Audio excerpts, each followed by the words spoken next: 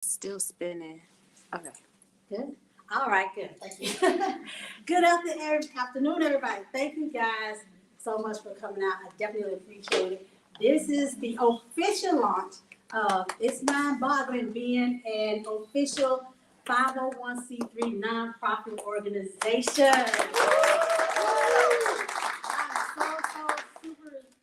I'm super duper excited. I normally get nervous doing stuff like this, but this morning I woke up, I was excited. My sister yesterday, she told me, she said, relax and relief. Relax and release. Relax and release, because she knows how I stress out. And this morning when I woke up, I was calm, cool, and collected because I heard God tell me lives are going to be changed. So I'm super excited about, whoo. It's okay. It's okay. It's all right. Okay. This has been a long time coming. Okay. For anybody that goes through issues with mental health or knows someone that deals with mental health, this right here is what God has placed in me to do. And it took me 55 years to figure out what my purpose on this earth is. And I don't care if you're 5 or 55, as long as you're walking in it, God will always be right there with you. This is a Christian nonprofit organization, so trust me and believe you're going to hear God a lot, okay? Because I know if it had not been for Him, that I probably would not be here today because of that soft, sweet whisper that I heard in my ear. But I'm not the person that I want y'all to talk, to hear from, to get some advice from, to be educated by. Those people are out in the audience, and those are the ones that you're going to hear from. Before we get started, this is what I want y'all to do, okay? I learned this through one of my therapists. I want you to take out that little notebook that's in that green organza bag with that ink pen, okay? And for the next 45 seconds, I want you to write down everything that was on your mind on your way over here. Because a lot of times we start thinking, our head gets clattered with stuff and start that whole bunch of chatter, and we really cannot focus on what we need to do. So I'm going to hush, but for 45 seconds, I want you to write down what it is that you were thinking about, that was clouding your mind, or that was going through your mind that you've got to do, or you should be doing right now. So go ahead and take that last 45 seconds. I don't have no timer, so you're on your own.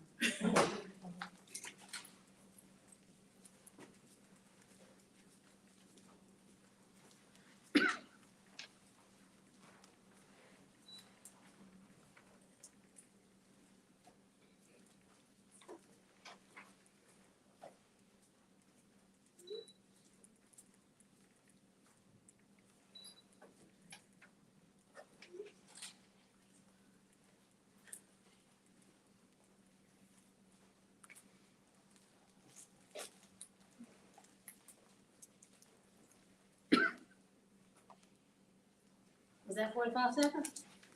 My timing is not good. So my timing is definitely not good. All right, I want to sit down. I'm going to introduce the nonprofit later. But I want to go ahead and sit down. And the first person that I'm going to introduce y'all speakers, I apologize, but I changed the lineup a little bit last minute, okay?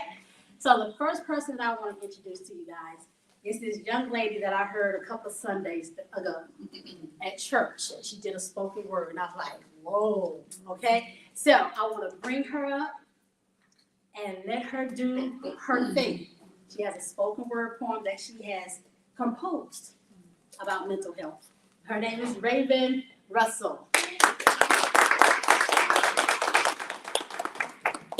sure y'all can hear me.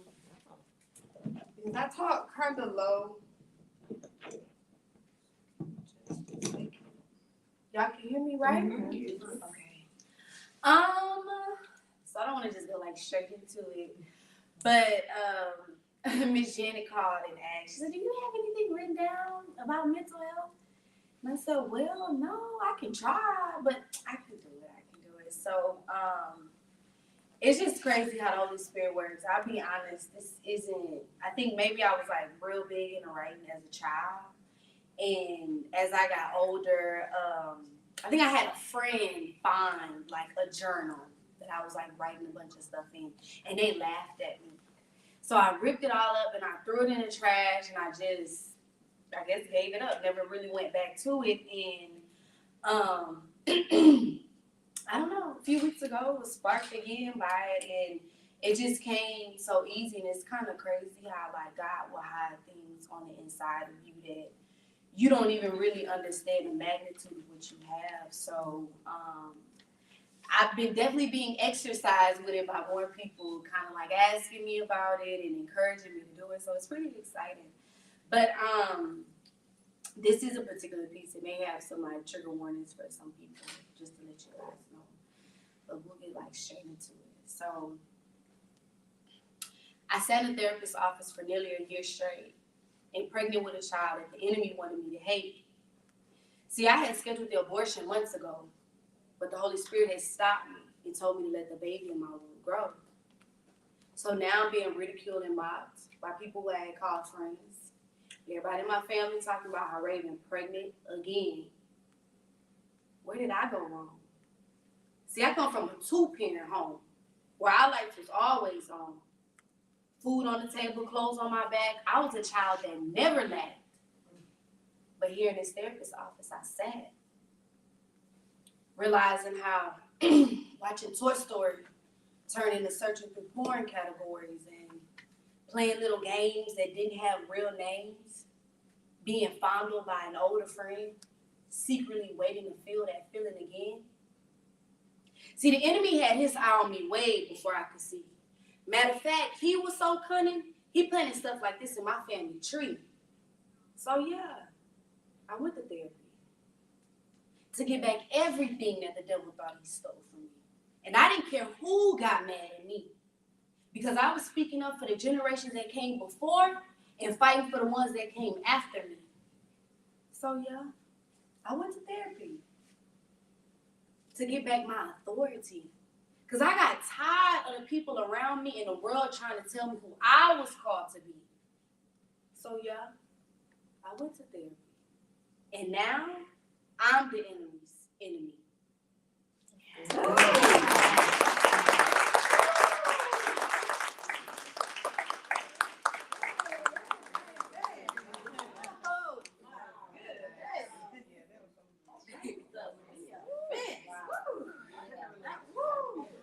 Maya just said it. I can relate to that.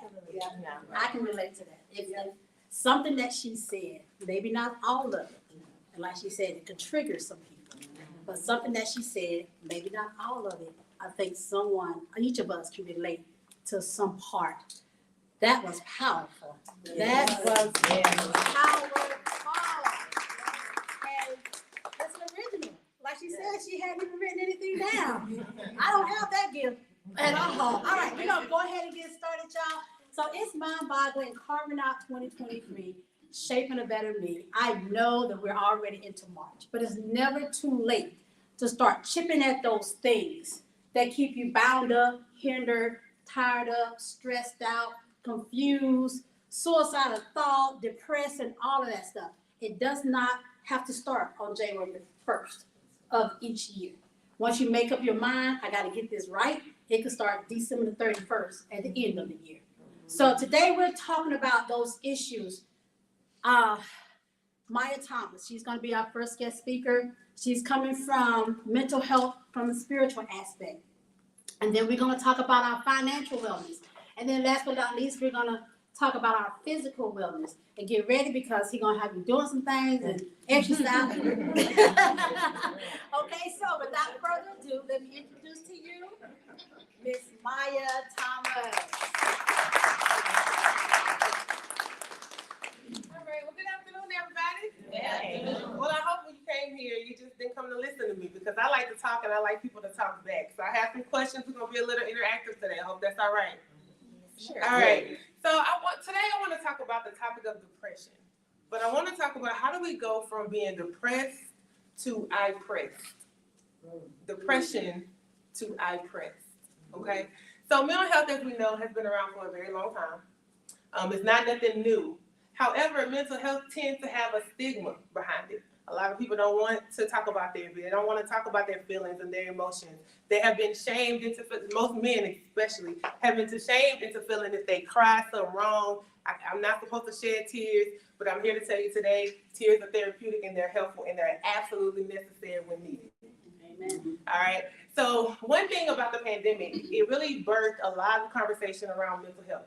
What the need was, who needs it. A lot of people are isolated, couldn't do their normal activities, stuck in the house. A lot of things was going on. So mental health kind of started to have a resurgence where it started to be okay to say, hey, something is wrong with me. I need some help. Okay. But like I said, it's not new. Mental health has been around. Even if you look in the Bible, you can see so many different instances where there has been a case of mental health. So if you look at the story of Elijah, he was big and bad. He was doing all his thing for God, killing people. Jezebel said, oh, I'm coming for you, sir.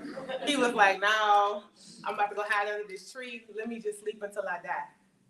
So he was feeling scared. He had fear. He had anxiety. I'm sure he probably had a feeling of depression. Because then he went from the tree to a cave, and then he didn't want to leave again. And God was like, well, what you doing? Right? And so not only do we have Elijah, we have Noah. Noah was a drunk. He struggled with alcoholism. Alcoholism is a form of mental health. It is a substance use issue. Because a lot of people don't realize that, yes, the struggle or the problem may be alcohol, but there's a trauma that's associated with the alcohol. So alcohol is therefore a symptom. We got to get to the root of what's causing it. Okay? So even Cain, you remember the story, Cain and Abel. Cain killed his brother. So then what happened? Cain is homicidal. Jealousy took root. Something was going on there. We even have King Saul. King Saul would go to sleep, couldn't sleep. He was having some form of hallucinations or delusions going on, and he had to call David to come and play the harp for him just so he can get some rest. How many of us need something sometimes to help us get some rest, to help us go to sleep at night? Because it's a mental health thing. Something is going on. We have Judas, you know, the one who betrayed Jesus. He was full of guilt, shame, greed. He committed suicide. We don't like to talk about those suicidal thoughts and those suicidal and homicidal ideations, but they are a very real thing when we're experiencing some form of depression. And then we have David. He was depressed. He had grief going on. He did a lot of stuff. But, you know, he still was God's boy. But even in the midst of all of those things, he struggled. And he talks about that in the book of Psalms. So when we think about depression, according to the National Institute of Mental Health, they define depression as a common but very serious mood disorder. It causes severe symptoms that affect how you feel, think, and how you handle daily activities such as sleeping, eating, and working. Now, in order to be diagnosed with depression, you have to have consistent symptoms over 2 weeks, of a 2-week period, okay? And so typically those symptoms could be where you're feeling emotionally numb, struggling to get out of bed. Your appetite changes, maybe eating too much. I'll be honest, in my case, I do eat too much. Or eating too little, you know? Not wanting to eat at all, skipping meals, loss of interest in your activities. What does it look like for you? So if I had to pose a question to you, my first question is, do you think you could be depressed and not even know it? Why? Or why not? What do you think? It wasn't rhetorical. I want to. So what do you think? I saw a lot of head nods.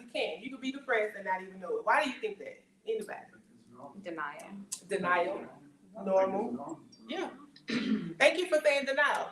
I actually had a patient this week who was upset. Y'all, she was mad. I said, well, what's the problem? She said, the doctor told me I was depressed. I said, okay, well, are you? Yeah, but he's not supposed to know that. I was like, well, this is his job as the doctor. And she said, yeah, but I thought I was doing a good job hiding it.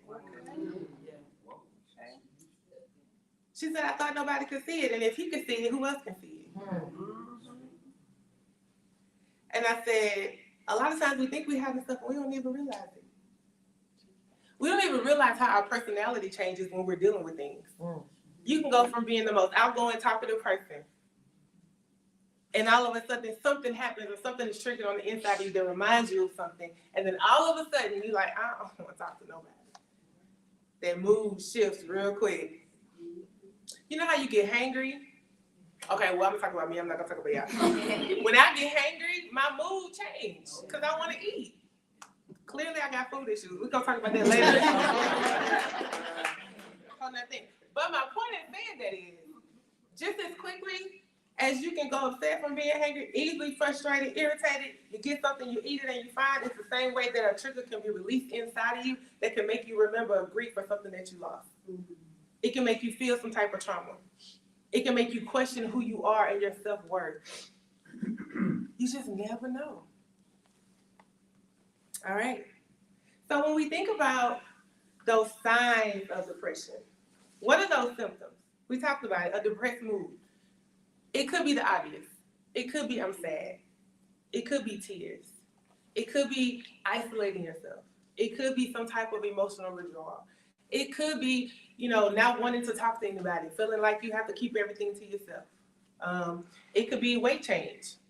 Within the last 3 months, you could have gained 10 pounds, lost 10 pounds, not really sure what's going on there. It could be diminished concentration, having a hard time concentrating. Even on concentrating on things that you like, whether that means if you're in school, having a hard time concentrating academically on something.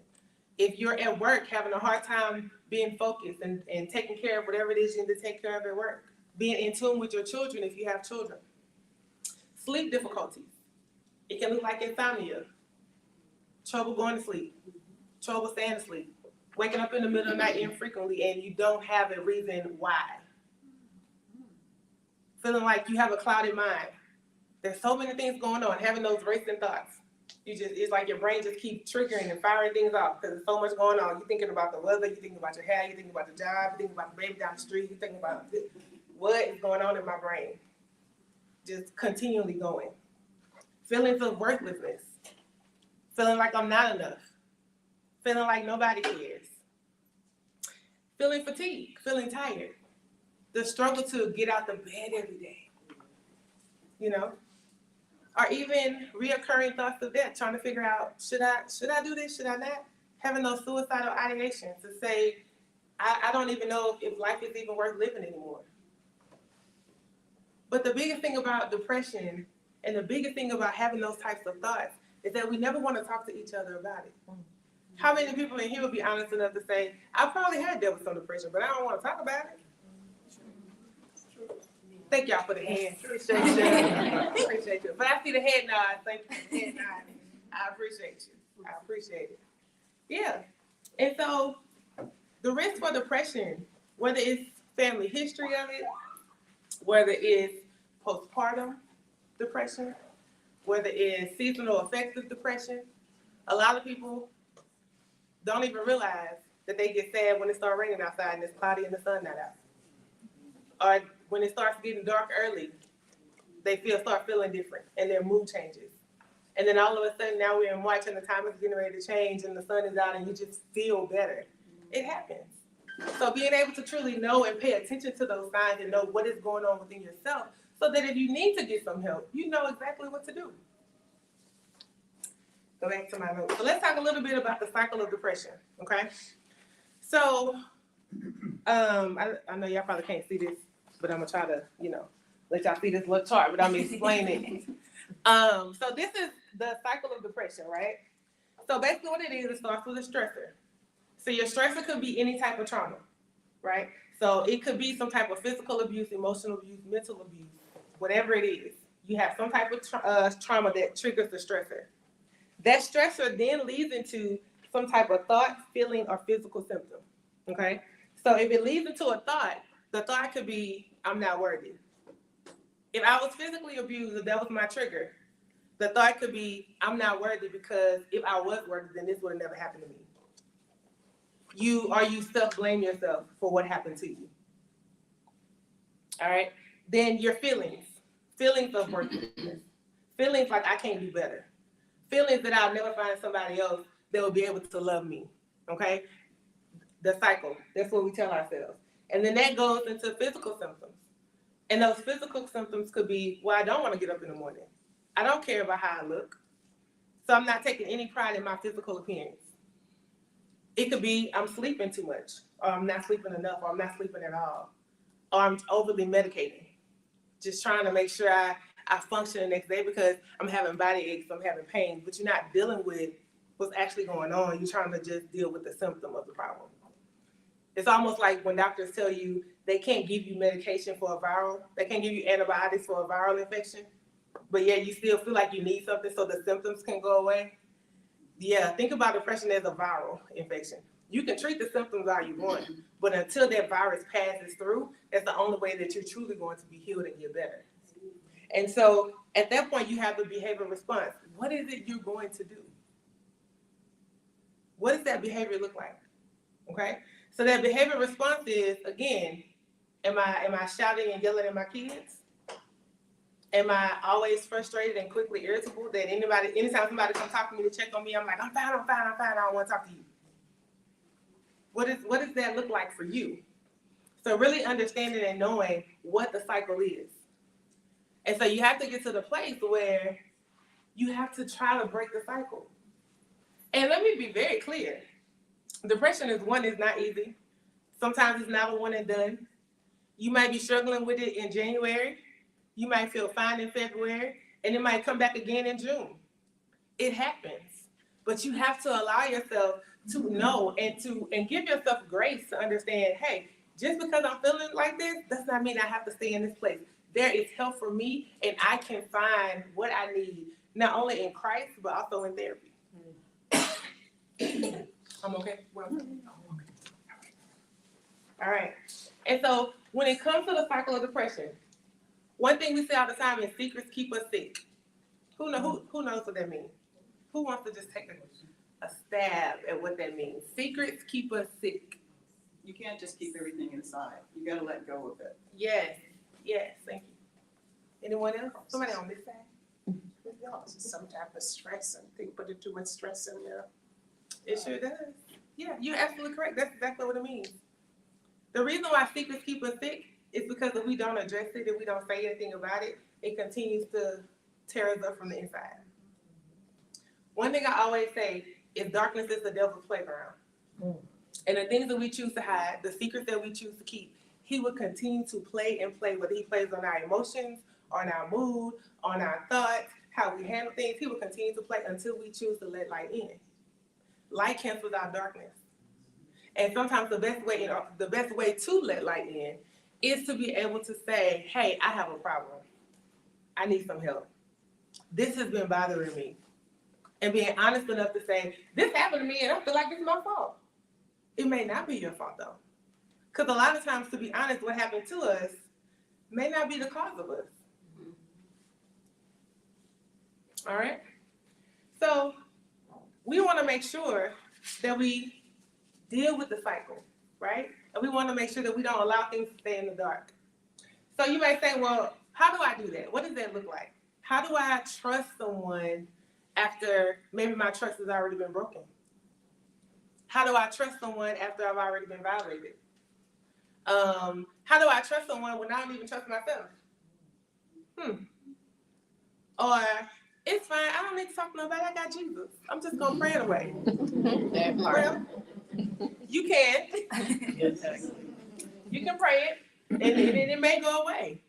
But sometimes you need a little bit more than that. You know, the Bible tells us that faith without works is dead. Okay?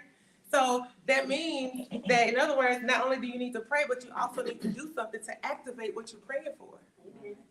You know? And so sometimes you may need Jesus and therapy. Exactly.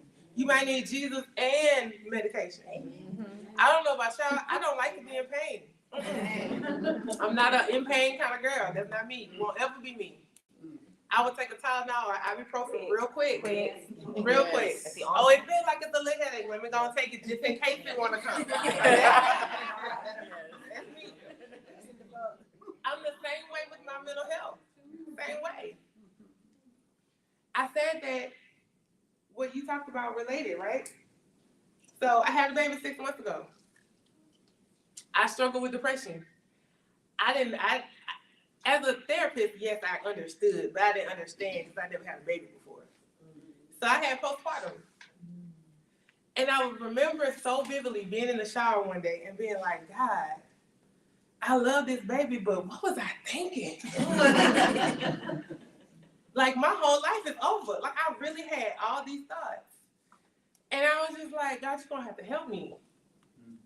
And I remember going to my doctor, and every time you go to the doctor after a baby, they ask you 15,000 questions to make sure that you're okay.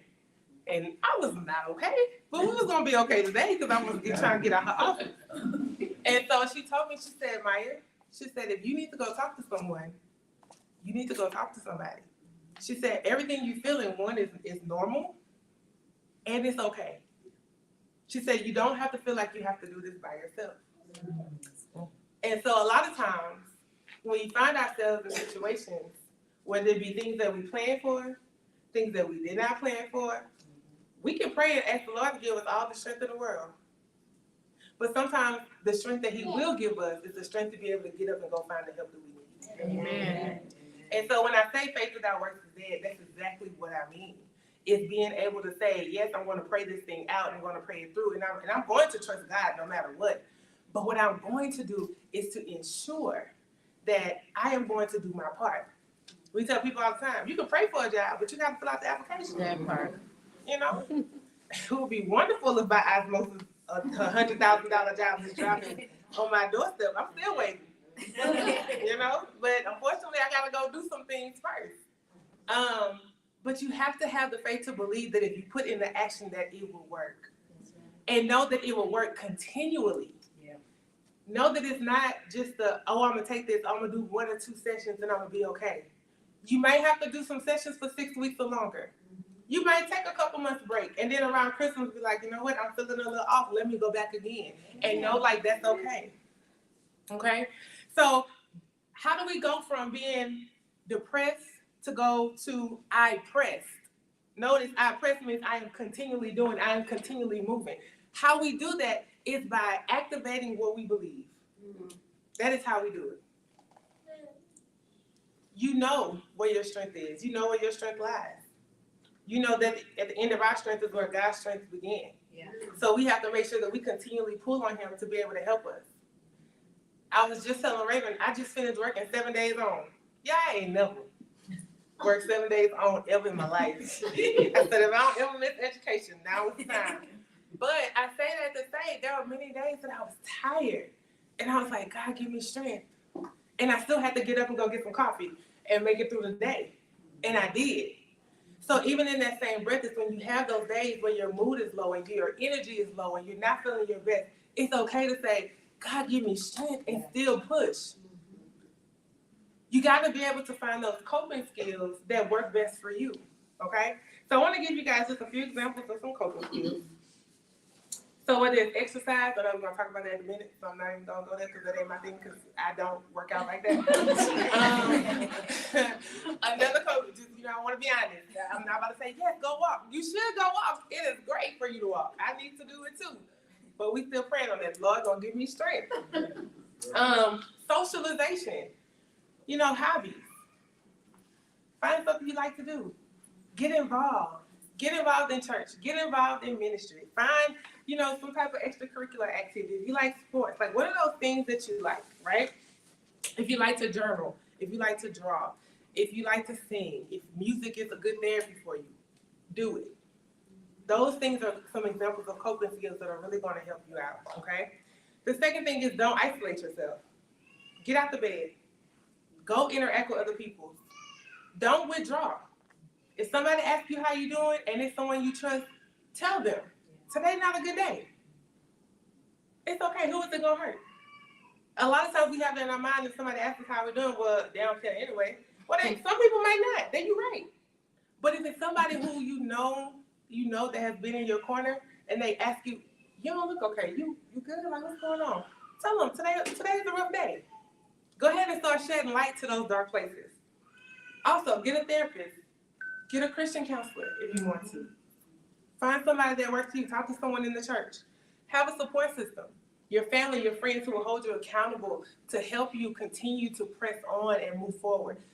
And I'm not talking about the friends that's like, I'm in the bed, oh, you too, me too, girl. No, not those kind of friends.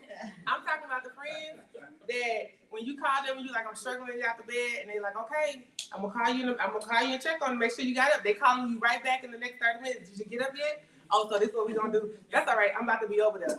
Yeah. Them kind of friends, to make sure that you are okay, okay? And then make the decision. I had a therapist tell me once, she said, Maya, you're gonna have to do it even when you don't want to. Yeah. That was the best worst advice she could ever give me. So now every time I don't want to do something, that plays in my head. Because what she was trying to share with me was, when you don't want to do it anyway to develop the habit of doing it. Yeah. Because once you develop the habit of doing it, nothing is going to stop you from not doing it. Right. Okay? And then finally, self-affirmations. One of my favorite ones. Sometimes you have to encourage yourself. I can do hard things. I tell myself that all the time. I'm in a new job, new role, new situations and circumstances, and I'm like, I don't know what I'm doing. Oh, you got what problem? Okay, we're going to figure it out together because I don't know. But that's okay because I can do hard things. Knowing that I'm worth it. Speak life into yourself. I'm worth it. And we all know what the Bible says. I can do all things through Christ that strengthens me. I'm the head and not the tail. I'm above and not beneath. I'm called to be a leader, right? And then I'm worthy of love. Amen. I'm worthy to love myself. I'm worthy of other people loving me. Yes. In spite of what may have happened to me, or even in spite of what I've done, I am still worthy of love. And the last one is, because I am God's child, he's obligated to see about me. Amen. And so a lot of times I sit there and I'm like, well, God, I'm yours. Yeah. So you're going to have to figure all this out. Because I don't know. And so because I'm yours, you're obligated to come and see about me. Yeah. So that is how we go from being depressed to appressed. Thank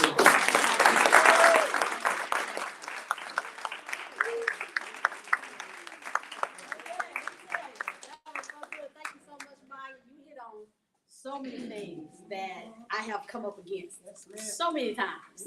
Anybody have any questions for Maya before we move on to the next one? If not, we can, at the end, you pull it to the side and say, hey, Maya, let's talk or whatever, okay? All right, so another one of the issues that we deal on a daily basis is money, honey. That money can be funny sometimes. In on the first, out and gone by the second, okay? So we're gonna bring up none other than certified literacy coach herself, Miss Angela Brock. I'm gonna start this time because I get passionate and we'll be in here all day. So my name is Angela. It's so good to see you guys. Hey, Facebook land and whoever's online. And I'm really honored, so thank you so much for letting me come and speak. These notes are just to keep me on track, because I'll be here, okay? And so I just want to share a little bit about my journey. I'm gonna give you a couple of tips, right? Okay. I am somebody who has struggled my entire life with finances, okay? And how I spend and what I spend, I was able to really get a handle on it. And I just want to share how I did it, right? Show you that it might could possibly be done for you as well. So I like this to be interactive. I'm the same way. But I also know that there's some shame that could be attached to struggling with finances. So if you would indulge me, everybody close your eyes. And I'm going to ask you a few questions, all right? If you want to stop living check to check, raise your hand.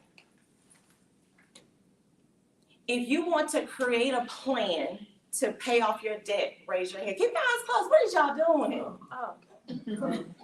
All right. If you want to build an emergency fund, meaning if an emergency happened, you have money that's not coming out of regular bill money, raise your hand.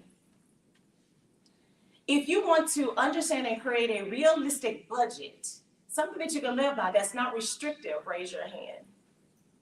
If you don't have a savings account with money in it, raise your hand.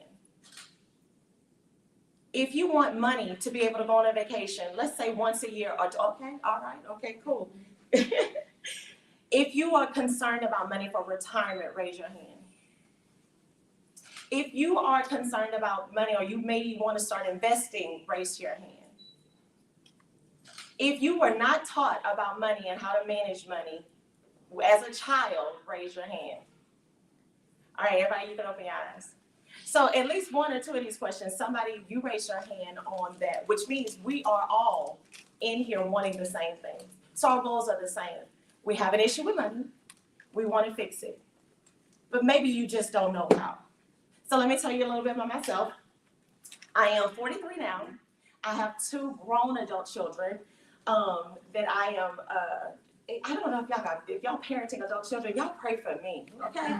It's a different world when they, hallelujah, all right. I am married to a beautiful man, and I'll tell you about that in a little bit. By day, I'm a change management partner, which means I get to walk with leaders of organizations on the changes that they want to do in their organization, and the impact that it's gonna have. I don't know if you've ever worked with somebody and then all of a sudden you get an email that they're gonna change the process. And ain't nobody told you that, but you gotta do the job. Yeah, so I help them not do that no more. But overall, I'm a certified financial coach and I am a breakthrough champion. So while I'm talking to you about finances, if you write these steps down, any breakthrough that you desire, you can use these same steps with, all right? So grab a pen, grab a piece of paper. So I'm very clear. I'm not gonna be up here talking about, all right, so you got a problem. All right, so you trust the Lord. No, I'm gonna give you some real tangible steps. And I went from being in all of the debt to being debt-free. So I stand before you and I only have my mortgage to pay for. I paid off $83,000, $638.58 in debt in 16 months. Oh my God. I don't come for money. I ain't got no trust fund. Somebody died and left me some money. That wasn't my story, okay? So this is me, a regular person, working regular jobs, saving, managing my money, understanding some triggers, and I'm going to share those steps with you. Is that all right? Who could benefit from that? All right, so the definition of breakthrough is a sudden advance, especially in knowledge or technique, or it's an act or instance of moving through or beyond an obstacle. So think about right now what it would look like for you to become debt-free. Think about all of the bills that you have, the credit card debt, hospital debt, student loans, and you name it in the Bible, Jesus, right? Think about all of that stuff and the barriers that you may have where you're just like, this is a way of life. I grew up where bills and taxes is just a way of life. You're gonna owe the people until you die. Well, I'm standing here telling you that doesn't have to be your story, right? You, no matter whether or not what happened before, you can break that debt cycle. I did it, and I am someone who filed bankruptcy because the pressure of bills and life and single parenthood was too much. I had a payday loan. Who knows about payday loans? So I got a payday loan, sis, to pay the payday loan. Okay? I was in that cycle deep. So I have had repos. If I have that car repo, you ain't got to raise your hand, but if you know what I'm saying, yes. And not just one, many repos. So if I'm telling you that it can happen, trust me, I've done it, but it wasn't easy. And I'm gonna be honest with you, I struggled secretly in my finances. I posted this a couple of months ago. It was a video montage, and I was like, hey, if you knew me then, just know I was broke. Because I traveled and still owed. I bought clothes and shoes and bags and was literally going to bankruptcy court in 2 days. Nobody knew that I was struggling. And then when they found out, they're not mad at me. Like, you broke, how I'm gonna come and ask you for money? Like, you don't have it to give. And let's be clear, I already owe you.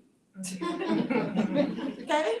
So I didn't have this rich uncle and aunt that I could be like, I need this, I need that. And then when I did, I burned every last one of them bridges, right? They were tired of me going to them.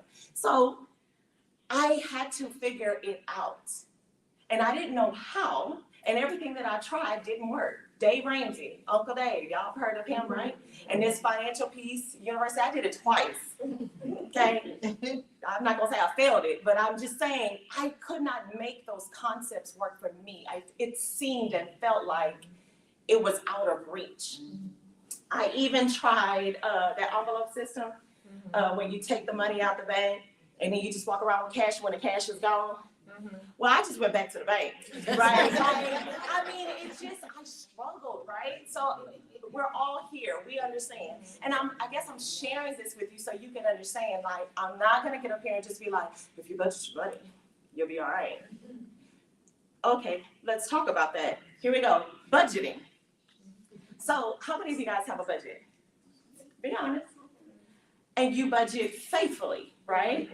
I love that about you. That was not my story, right?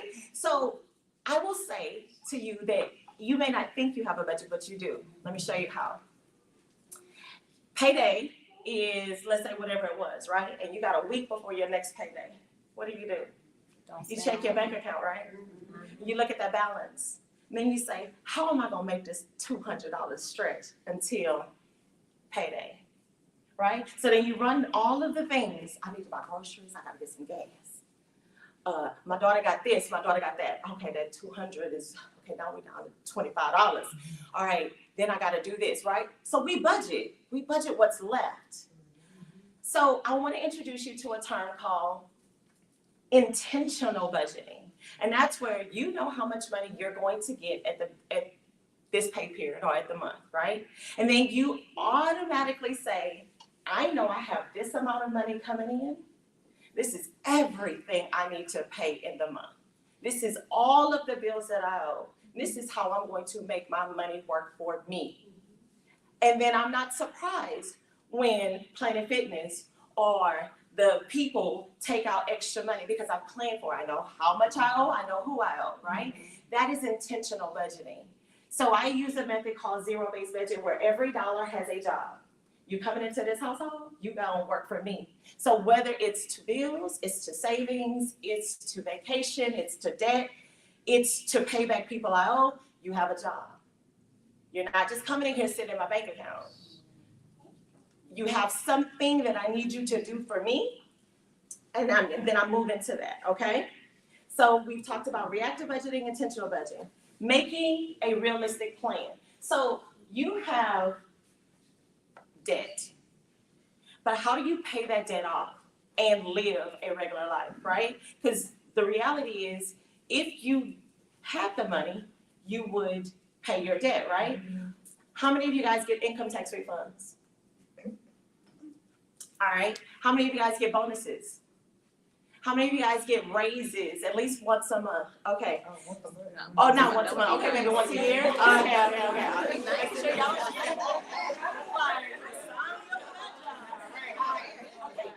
So there's a point, at least once a year, where you get a reset, where you get some extra money coming in, right? What do you do with that extra money? Do you pay off the credit cards? You might pay it down.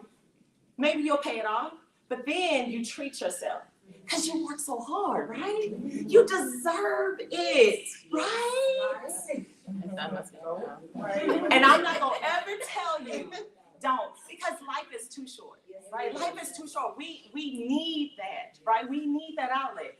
But do we need all of it? Like, do we do? You need all of it? No, I don't know. Here's what I would say. I think it's unrealistic, and I think it's not sustainable. It's no different than a diet for you to work and only pay bills. Right? But I think it is wise, right, for us to realize that there are limitations. And if we do what we need to do, then we could do what we want to do, right? So let's say you haven't gotten your income tax refund back yet. Okay, cool. When you get it back, you need to understand how to spend it. You're here now. You're gonna learn something. And somebody said, when you know better, you do better. So take the amount of money that you are going to get back. Take it, divide it by, let's just say 50%. Take 50% and put it away. Then take that other 50% and do what you need to do. Now let's just say, okay, cool. All right, you're looking at me, you're like, sis, let me tell you something. I got big plans for this good income tax refund, okay? It's been a hard year. Inflation, groceries, eggs cost $500 million, right? I get it. Don't spend 100% of it. The reality is nobody is coming to save you. So you are going to have to save yourself. And the way that you do that is by preparing for what's coming. And the Bible is very clear that joy comes in the morning, right? It's gonna get dark, it's gonna be light. So you know it's coming. Something is coming, the emergency is coming. Do y'all know how much tires cost? Yes. Okay, Let's be clear. Make sure you have a plan for that. So an emergency for you may look very different than an emergency for me. If you have small kids who go to daycare, a doctor bill or a visit to the doctor or anything could derail your budget. So if you're not prepared for that, then what happens? All right, let's say that bills is not your issue. You're good. You pay your bills on time, you're fine. Retirement is not, I'm retired. Okay, cool. Are you investing your money? What does that look like? If you are not investing your money, then it's not working for you, meaning everything that you have to do something for it. You leaving money on the table. And let me also just say this. You don't have to wait until you are completely debt-free to start investing your money. Now, I'm not talking about cryptocurrency. That's not this talk, okay? That's not what this is. So I'm not talking about Bitcoin, okay? So don't come out there asking me. No. But you can do something. So think about the things that you shop at. Let's say you like Birkin bags. That's your start. Hey, do that. But you don't necessarily have to buy Birkin. You can buy Birkin stock. You can buy Hermes stock, right? You can, if you like going on cruises, right? Yes, do that. But let's make money too. Buy cruise stock, Carnival stock. You want to buy Amazon stock. Amazon stock is probably a little bit over $3,000. Let's say you don't have enough money to buy a full share of stock. You can buy partial stock. You can do mutual funds. It's a bunch of different things. So if one's doing well, one's not, okay? And it'll balance itself out. My point is you don't have to wait until you have it all together. You can start now. Now, since we're here, this is extra. I know that it's like, well, why would I take this risk? Because investing is a risk. There's no guarantee that you're gonna make money, right? You will be a little bit more willing to take that risk when you pay off debt because you feel like you have a little bit more money to play with, right? Yes. Okay. But does that mean you need to wait until that happens? No. So you're about to get some income. You just said you're getting a raise. You just said you was getting this income tax refund. So instead of spending it on tangible things, why not take 50% of that and go buy you some stock? And then let it sit there and let it grow. And then it'll make money for you. And then when you remember that money's over there, you're gonna look back and be like, look, we rich, right? Right? Okay, so those are some options. All right, let's keep going. So this idea that you cannot have financial freedom is a lie. Everyone can have it. Proverbs 18:21 says, death and life are in the power of the tongue. So if you shift your mindset from saying, I'm always going to be in debt. I will never pay off my student loans. I will, whatever it is that you're saying, you're partnering with Satan in keeping that going. Where I'm telling you, now I'm gonna be honest, I never set out to pay off $83,000 worth of debt. That was never the goal. I just got divorced from that second husband, and I was gonna go buy me a pool. But that's what I deserved, right? That's what I was good. My credit was good, or so I thought. But divorce, let me tell you something about divorce. Listen, if you're not careful, divorce will kill your credit. So when I couldn't buy air anymore on credit, I had to get my life together, right? And that was a wake-up call for me. Because even though I was doing better financially, I had not taken control of my finances or even my spending. And so I shifted my mindset. And I literally started, I'm gonna pay off my student loans, which is $58,000, and I'm gonna get my pool, right? That was the goal. The end, bottom line. Something shifted along the way. Because when I started paying off my student loans, I was like, what? Well, who else I owe? Let me see. Then it was like, I'm going to get out of debt. How am I gonna do this? I told my family, which I'll talk about this next. Oh, I paid off this. And my sisters literally said, you know what you could have done with $58,000? And I said, pay the people out. She was like, you could have bought this, you could have bought that, you could have, and I could have. But let me tell you what it feels like to be debt free. Now I'm gonna be honest with you. Can I be transparent? Y'all, when the people was talking about they was gonna forgive student loans, I felt the way. Okay? Because I had spent that money. You know what I could have done with $58,000? But no one was coming to save Angela at the time when I realized that I needed help, So I took control of my finances and I tried to figure out why was I spending the way that I was spending. Now, I stand before you a little slender. I'm 60 pounds down, praise the Lamb.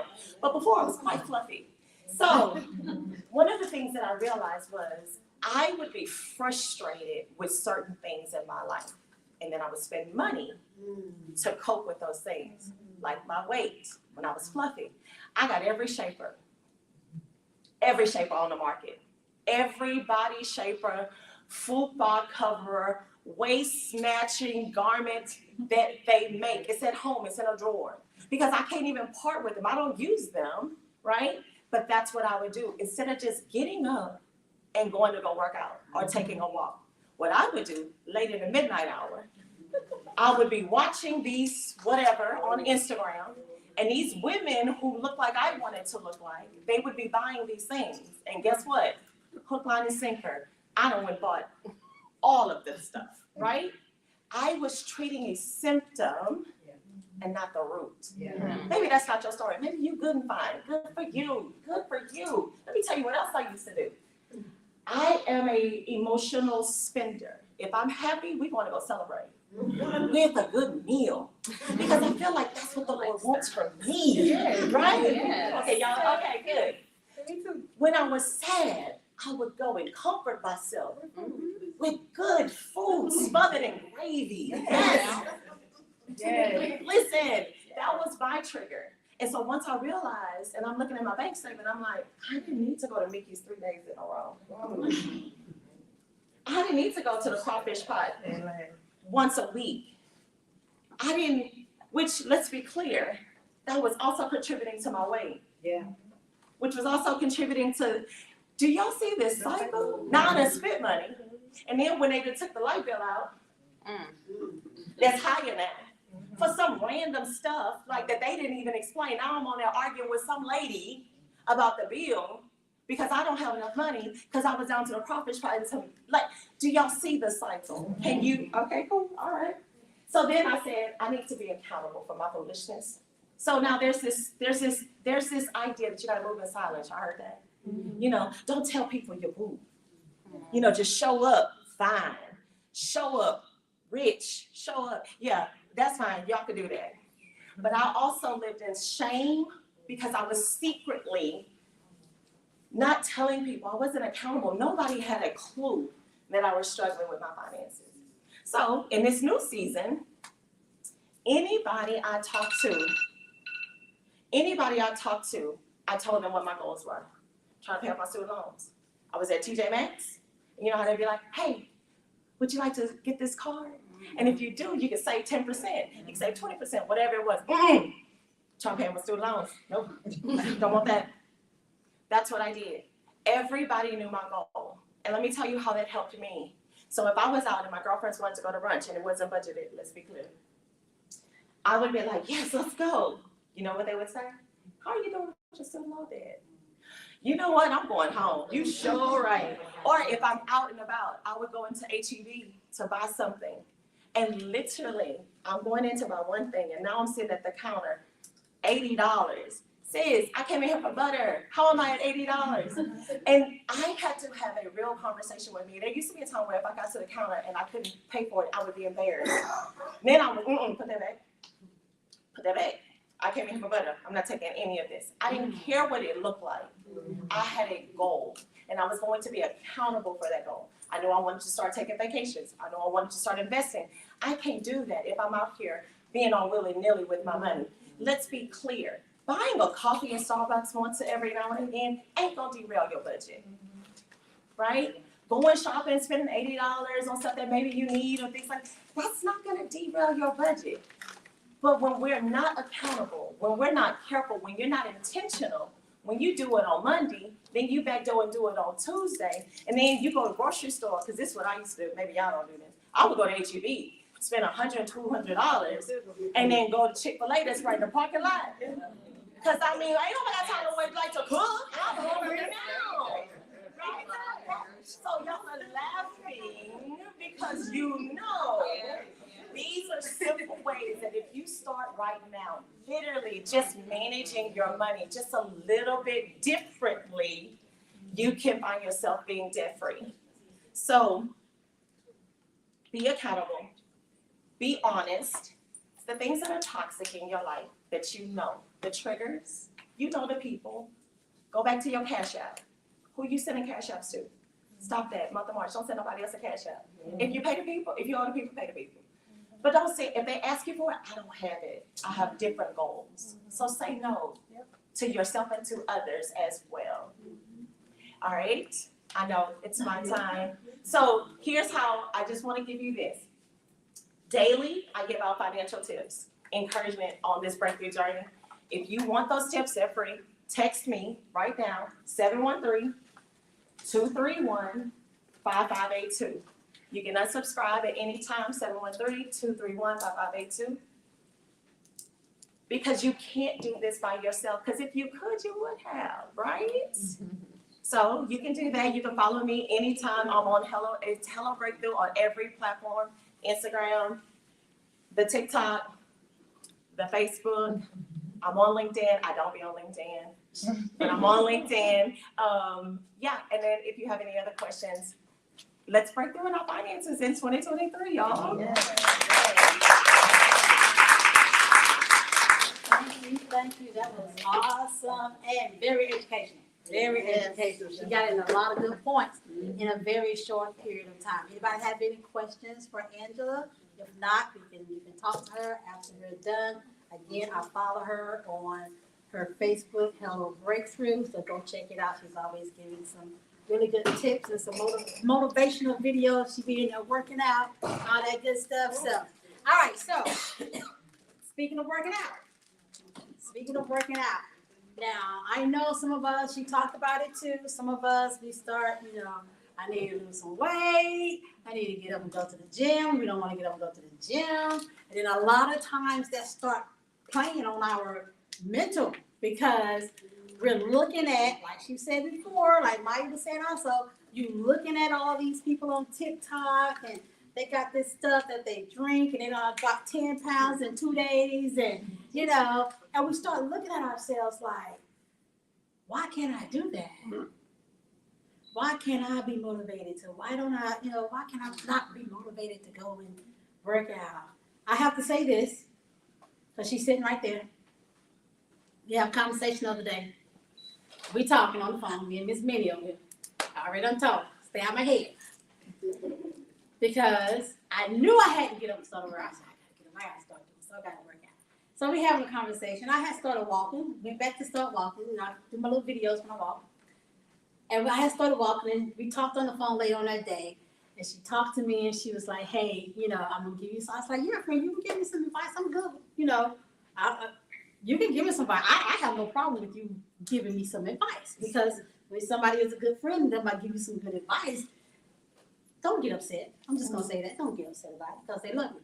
So she telling me, she was like, "Be there for yourself. If you're gonna be there for everybody else, be there for yourself." So that next morning, ain't gonna lie, I didn't want to get up, but I heard her say in my head, "Be there for yourself. Be there for yourself." So if somebody needs to be that voice in your head to make you get up the next morning and go to the gym, then let them speak to you. It's okay. It's okay. All right.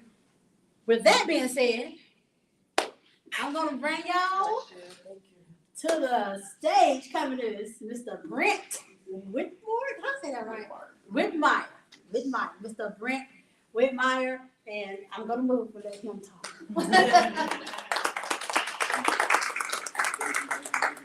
Thank you so much, Dan, for allowing me to come out and speak to the group. I really appreciate this opportunity.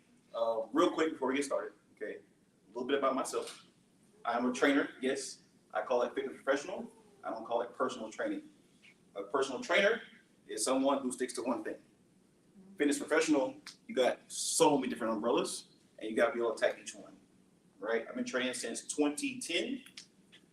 I've been on my own entrepreneur training since the pandemic happened, okay? I love it, but since we're all here, we got to move, right? Right. Who's ready to move? Nobody ready to move? Well, for me, I like moving. I'm gonna move again. I had a workout this morning. It was really, really good. I like to have gym essentials when I come to the gym. So first, I need water. I need a towel. I'm a sweater when I work out. I'm one of those guys. Boom. I want my gym bag. My gym bag has my bands, my headphones. I gotta have music, right? When I'm working out. Who works out with no music? Anybody? Sometimes. Okay. I gotta have music. So everybody stand up. So I didn't break it down yet. I teach personal sessions. I got partner sessions. I got small group sessions. I got large group sessions. I really enjoy large group training like this, right? Because we got a big group, we got good energy. Okay. So before I give the workout, I always explain what we're doing. Okay. So here's what we got. We got 3 rounds. Okay. I saw instant anxiety real quick. Okay. We got 3 rounds. We're gonna work for 40 seconds and we're gonna rest for 20. I'm gonna give you 3 exercises.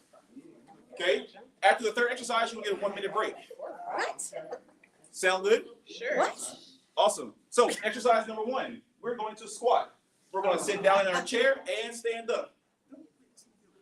How many? We're gonna go for 40 seconds. Okay. Wait. I got to work out. We got 2 more exercises. After the squats, okay, we're gonna do partner push-ups. Partner push-ups. Yeah.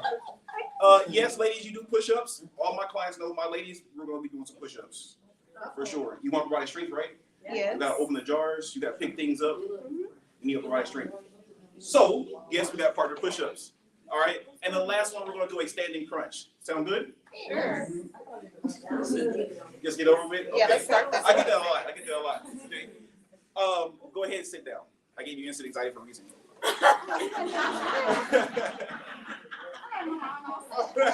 It's mine. I like it.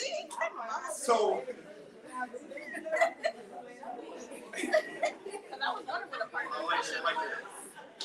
So here's why I did that, guys. Here's why I did that. Okay. We are going to do exercise, but I want to explain something real quick. Okay. If you feel like you were not prepared to do what I just said, raise your hand. Be honest. It's okay. Not a problem. Okay. At the end of the day, okay, we gotta get through our daily tasks, right? And if we're not functional, we can't move the way we want to move, then how can we perform what I just said? How can we go grocery shopping? How can we clean up the house? How can we do yard work? Right? So when I train my clients, that's the same conversation I have with them. I'm not there to kill you. I'm not there to make you hurt. That's not my objective. My objective is to make sure that we can perform our daily tasks day in and day out. Does that make sense? Mm-hmm. If you come in and you're telling me, well, Brent, I need to lose 40, 50 pounds. I need to lose 20 pounds. I don't feel good. My sleeping pattern is off. What are we going to do about it? Well, we got to devise a plan, right? So with that being said, we're going to do a couple of breathing exercises. Since our heart rate got elevated real quick when I say what you got to do, right? Let's go ahead and lower it back down. When I'm watching my clients, I'm looking like, okay, you're going to do X, Y, and Z. You're doing some lunges, but did you breathe? He's like, breathing. No, I wasn't breathing. Okay, let's go ahead and sit down. Let's catch our breath first before we move on to the next exercise, right? So recovery breath is what I call it, okay? Anybody take yoga before? Yes. Okay, so you know it's real deep breathing, correct? So I want you to close your eyes. We're going to bring our heart rates back down. Since we're already seated, that's the best way to bring our heart rates back down, okay? We're going to take a deep breath, inhale, slow exhale, nice and slow as you can. We're going to do that 3 times.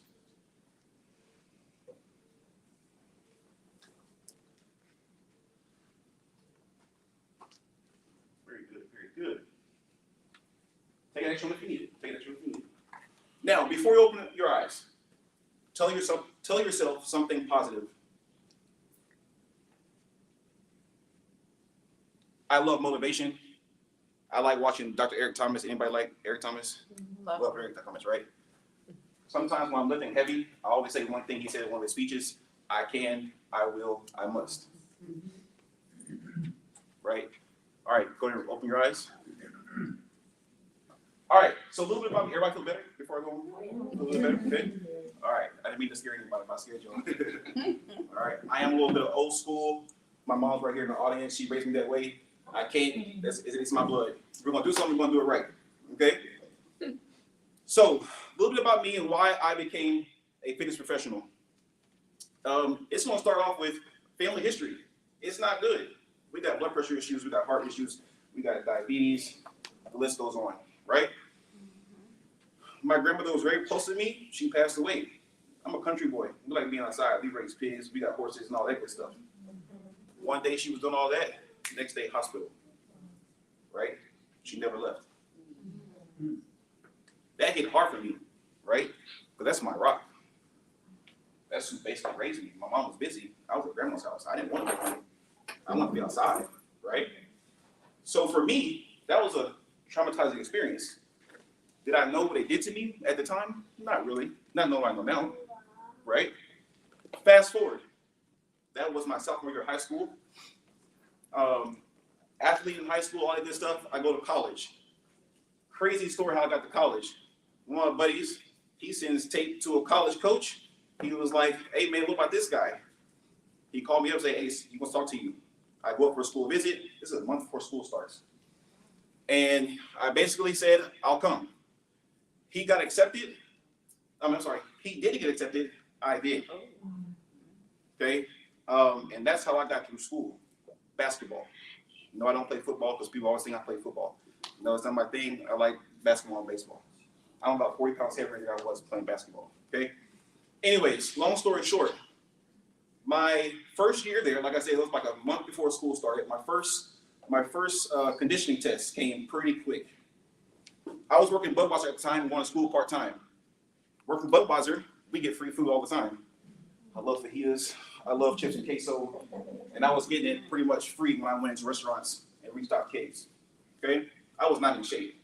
I was at the club, enjoying myself on the weekends, and then going to school and then not really paying attention to my schoolwork. So that got me into getting a college degree and making myself successful. But let's go forward.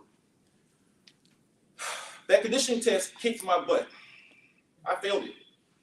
The most embarrassing thing that's probably ever happened to me, for sure, hands down. I probably lasted about 8 minutes. Couldn't breathe. Coach like, what's wrong with you, man? You're not ready to go? I was like, no, I don't need to run. Like, I thought you just wanted to come here and play. I'm like, I was in shape. Like, that's not how it works. Why didn't nobody tell me that? Right? So that first year, I'm sitting behind video camera. I'm taking notes, but I learned one valuable lesson. It will never happen again. It will never happen again. Right? I called my dad. I was like, Dad, I need help. I need to figure out what I need to do to get myself in shape. Luckily, he had a high school, one of his high school students he coached was a trainer. Leroy Franklin, thank you to this day, because he got me in shape. He made me realize my potential, and that's why I'm doing what I'm doing today, because of him. Then next year, fast forward, I smashed the conditioning test. Coach is like, what the heck did you do? I dropped the weight. And forever since then, my sophomore, junior, senior year, I always went back to him. And I thank him now. I even sent him some of my kids I train now as well. Right? So, what I want to go into, guys, is a little bit about our own bodies, right? If we are not prepared on a day-to-day basis, and what I mean by prepared, I'm talking about movement, our eating habits, our sleep, all that matters. I owe the ladies up here, you three, you guys did an amazing job because you hit it dead on, right? I deal with this stuff day in and day out. People's confidence is shot. It's crazy. So my first year of training was one of the hardest. Yes, I need to build a business. Number two, I'm a 100% commissioned employee and been doing that ever since. And number three, every time I get someone, I'm like, I have the athlete mindset. And I'm like, man, why is everybody not going out of my classes? Why am I not getting that one person? Shout out to my guy, Sean. He sat me down, was like, you have to be able to relate to people. You have a great story. And if people don't understand that, they don't feel you, they're never going to graduate to you, right? So I was like, okay, let me think about what I can do to make myself beneficial to others. I got into training because someone helped me. I knew I didn't want to be a counselor. My mom's a counselor, by the way. And she's really good at it, right? My dad was a coach in Fort Bend ISD. He's been coaching in Fort Bend ISD for 40 years.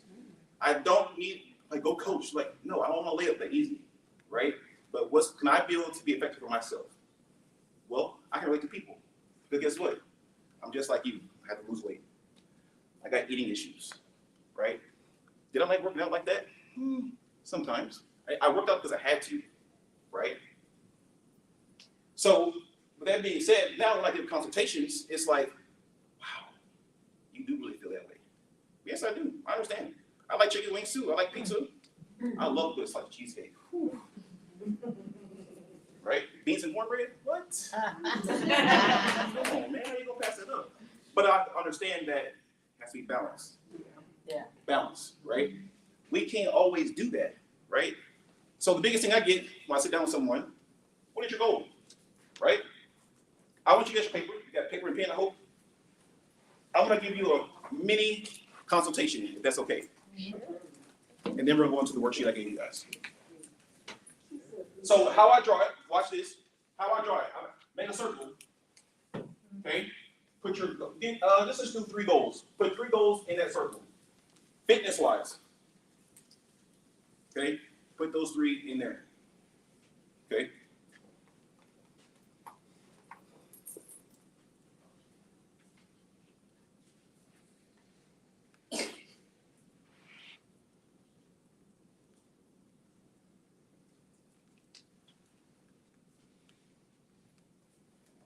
I always want to give takeaways. I want to make sure someone understands. Because people, when they sit down with you, they don't always purchase training, right? They don't do that. So at least I'm going to give you some takeaways, right? So at the end of the day, you got your goals in your 3 in the circle, right? Okay, so what the circle represents everything that we're dealing with on a day-to-day basis, right? But our goals that's what's personal to us, okay? On the outside of the circle, that's all the distractions that prevent us from reaching that goal. Ooh, that's a lot, right? The outside distractions. Do we name a couple? Anybody want to shout something out? Outside distractions? Talk to me. Work. Food, work, sleeping.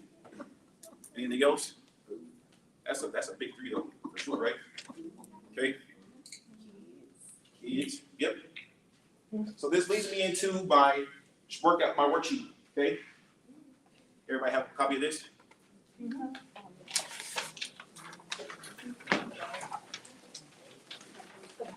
While you're grabbing it, I'm gonna go ahead and read number 1. Okay. Number 1 states, be intentional with your health. Be mindful of stressors and use calming techniques. We just did that, right? With our breathing. Set aside time to incorporate a health-related activity. Big key word there is time. Well, Brent, I don't know. I ain't got time. I was like, I just told you to look in the mirror and tell me what you see. What don't you like? You told me what those things were, then you gave me your goals. But then now we have a timing issue. That's problem number 1. That's a big one for everyone. The biggest one I get. Let's find time.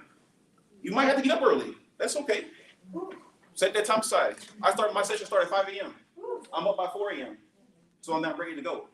And then I'm back to back. Boom, boom, boom, boom. Right? That works for me and works for my clients.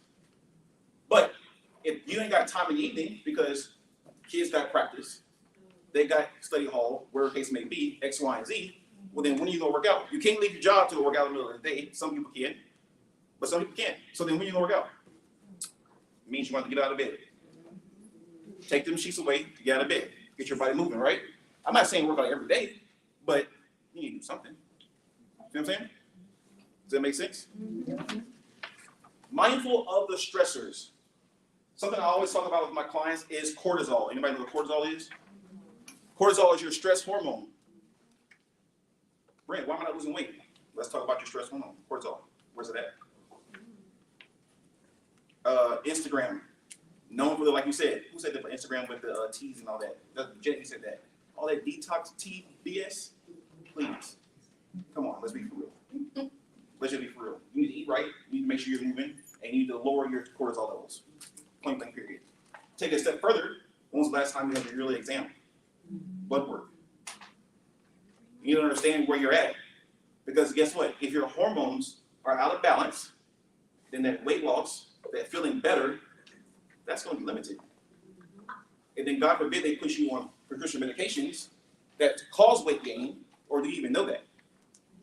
I tell some of my clients that, like, you're taking something that you don't know what it does to your body. Help me understand why you're doing that. And I'm not trying to be rude about it, but that's a real thing. You're taking something that's going to cause inflammation and weight gain. What can we do not to prevent that? How can we reduce that medicine? That make sense? Yeah. Questions, comments, concerns with that? Oh, Yes, ma'am. I always heard like before you start eating healthier, you're supposed to detox. Is that true? Heck yeah. You should detox 2 or 3 times a year. What's Then- detox? Detox can mean a lot for everyone, right? So everybody's heard of the juice cleanse, right? Mm-hmm. You got your 3-day, you got your 5-day, you got your 7-day, right? Is that beneficial? I would say so to some extent, but here's where it's abused. It's abused because it's like, okay, you detox 1 week, then a month later you detox again. Because you got excited because you dropped 5 pounds, right? So at the end of the day, you went clean, but then you went right back to eating what you were eating before. Big problem, okay? And here's why I say that. If you eat clean, you dropped weight, right?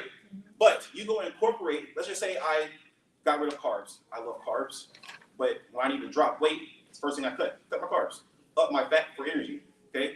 But at the end of the day, if I eat those things back that following week, I gain my weight back, right? I'm not paying attention to what's going on in my body. Did my bloating go away when I was clean eating? Did my bloating go away? Did my restlessness go away? I just did the Daniel's fast. We did it for 21 days, right? So at the end of the day, well, yeah, I took away meat. I took away carbs. I couldn't go to Starbucks.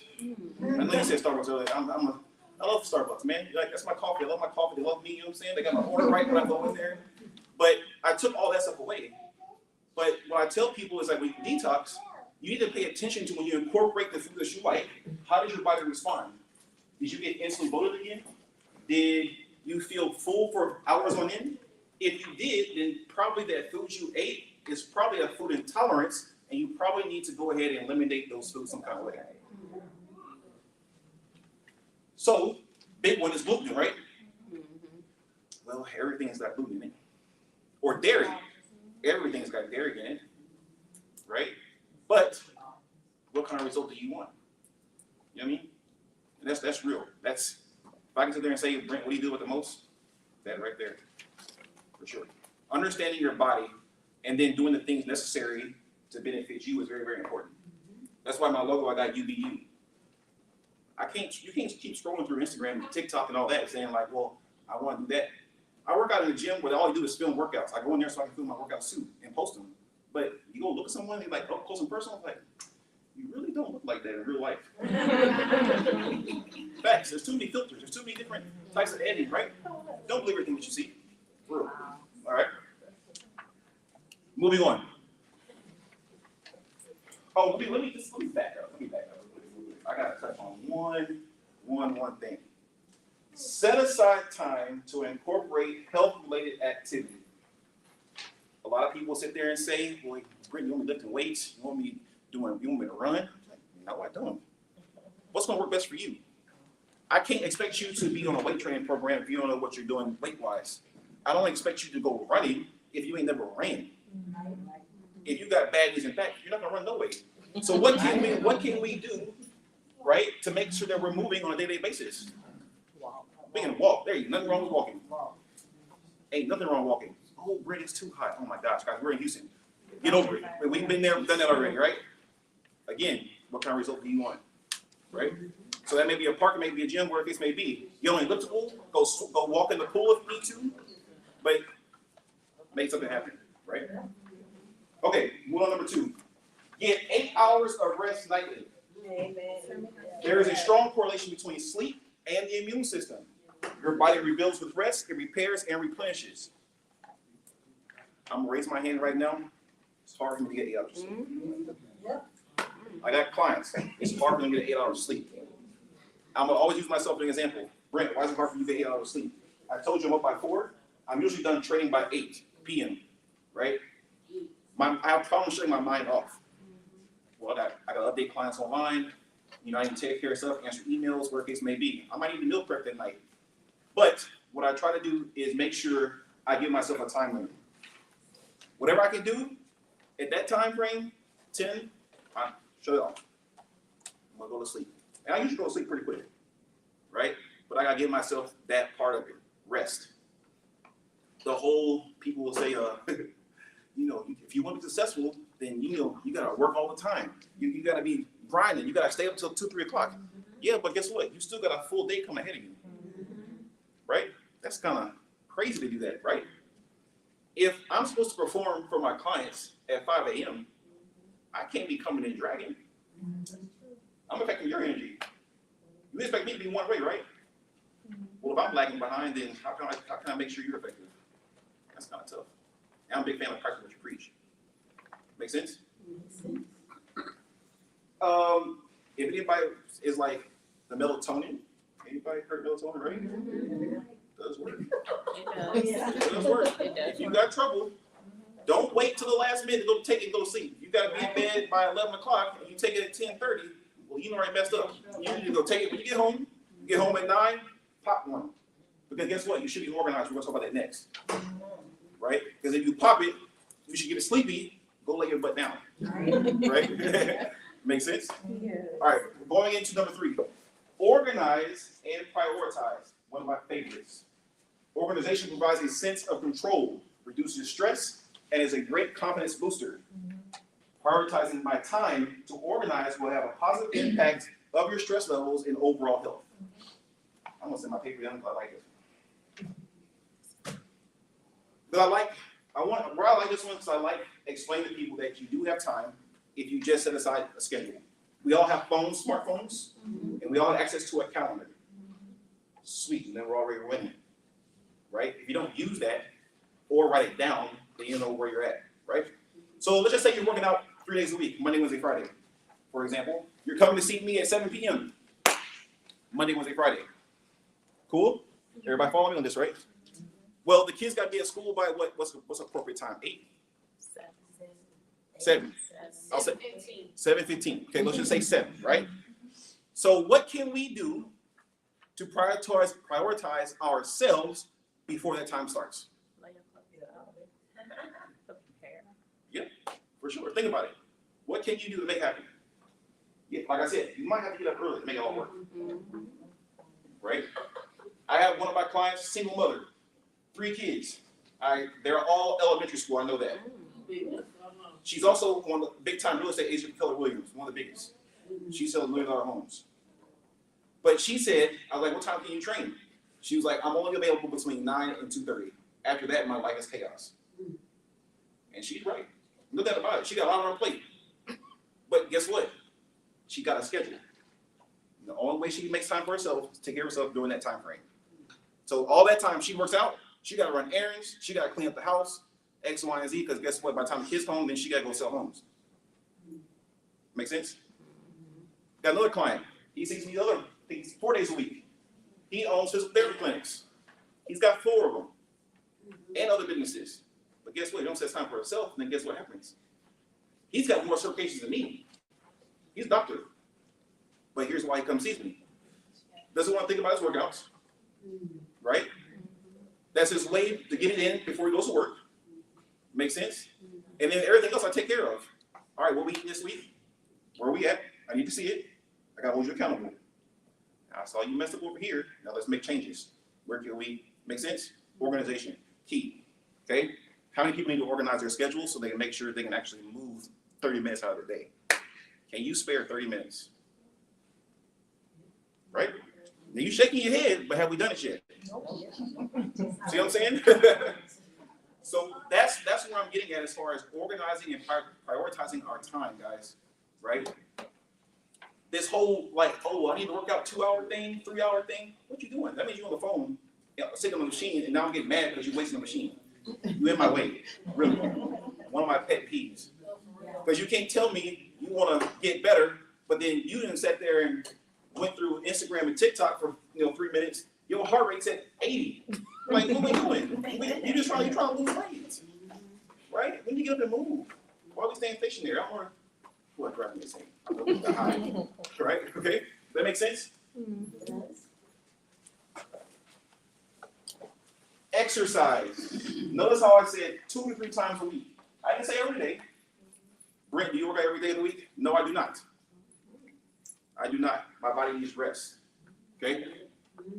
I will take an off day really fast. One of my hobbies is fishing. I love fishing. I'm competitive with it. I know it's kind of crazy. Yes, like do this fish. Right? But at the end of the day, that's my time for myself. So usually on Saturdays, see how nice it's outside? Boy, I'm casting a line real quick. Okay? But that's my time. Then I'm back on the grind later. Okay? So my workout schedule, I'm usually a 5-time-a-week guy. I shuffle between what I'm doing, because I don't like doing the same thing all over and over again. But again, it goes back to number 3, organizing your time. So in our goals, right under there, what days can I work out on? We're gonna get organized really, really quick. This is a rough draft, okay? This is a rough draft. You can always go back and change it. Life happens, things go on. You can go back and change it. But if you're at Monday, Wednesday, Friday, great. Now we gotta factor in when can we meal prep. I'm about to ruffle some feathers. Okay, now that's what I'm saying. Like, you gotta. No, you can't do that. Okay. Well, Brent, what do you mean by meal prep? Here's what I mean. I'm not gonna sit there and say we need to have fish and vegetables all the time. That's crazy to think about. We need to enjoy life. We need to have food, right? I had pizza last night. It's freaking delicious, right? But again, it's in my schedule. If my schedule during the week needs to be clean so that I can enjoy myself Friday night, I need to do that. I can't mess up Monday, then mess up again on Tuesday. The office decided to order food, so I decided to dip my fingers in there, and now I messed up Thursday, but I'm still going out with my girls, and come on, man. Because I'm going to come Monday, let's get on that scale. Oh, great, can we not do that today? Oh, yes, we are. Right? That's real, that's real, right? I see it all the time, deal with it every day, right? But at the end of the day, it's like we have a goal. They're in your center, right? I can't work a miracle for you, but you got to meet me halfway. So I need to have protein. Everybody knows about MyFitnessPal? Oh, yes. Protein, number 1, write it down. Carbs, number 2. Number 3 is fat. Okay? That's, at the end of the day, you look at your daily intake, that's how your pie chart should look. Protein should be winning, carbs second, third, fat. And let's talk about that good old fancy sugar. Okay. Let's talk about it, okay? Let's just pick something easy. Soda. Okay. In soda, there's an average of 20 to 25 grams of sugar, maybe more. A bottle will have about 40. Talk to me.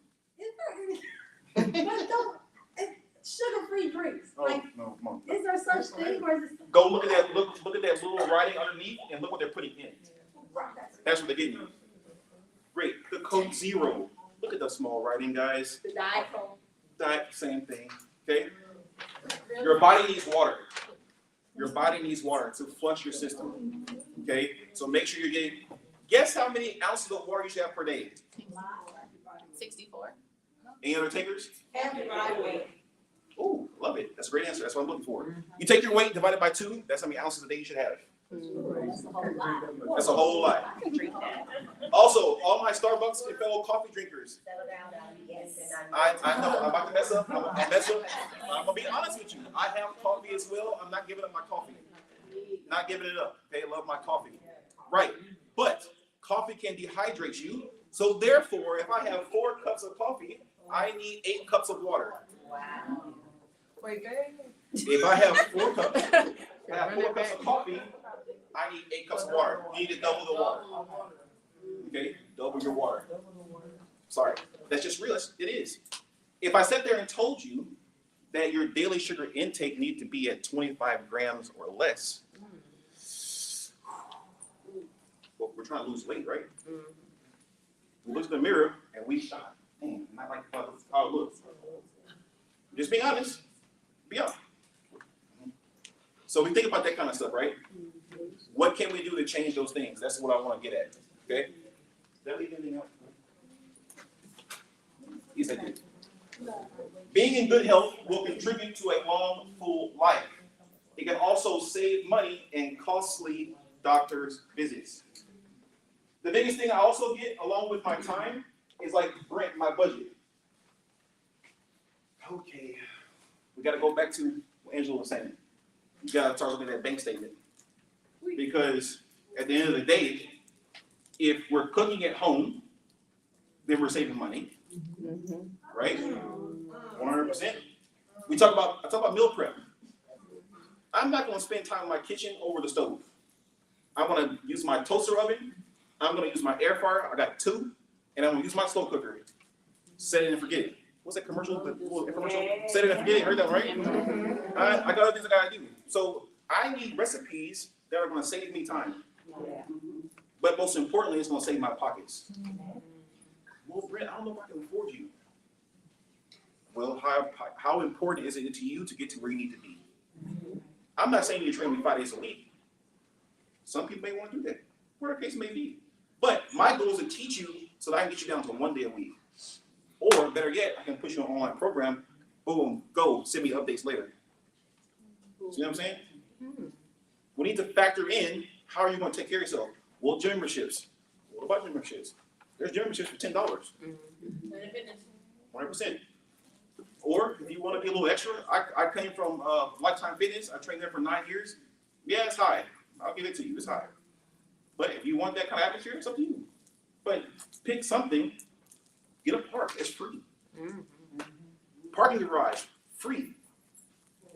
Your garage or a room in your home, free. You know, stairs. During the pandemic, clients with stairs, I'm doing Zoom sessions. We run up and down the stairs. Let's hit them bands and them dumbbells, then we'll recover. That's simple. We did that at home. If I can't make it to you, no excuses. That's my biggest thing. Is like, no, we don't have excuses, right? We gotta make time, prioritize it, okay? Make sure that we can handle the things that we need to handle to make sure that we're feeling good day in, day out. Remember, we gotta be able to handle daily tasks. And if that's you, when I said what I said about the workout, and you got the instant anxiety, then it's time you go look at your circle.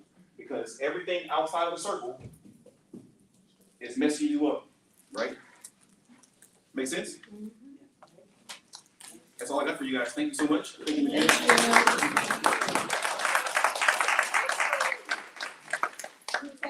He stepped on so many toes. I probably should have worn these open toe shoes today. Cause he stepped on a lot of my toes, especially when you talk about that time. Because I was like, I don't have to get up early in the morning, so there's no reason why we should be in the gym at 6 o'clock. Okay. All right. So thank you all so much. We're going to take this and wind this down real quick, and I am going to ask Miss Minnie Davis. She's going to tie this all together. She's going to tie it all together and kind of explain how all of this how all of this can affect your mental health.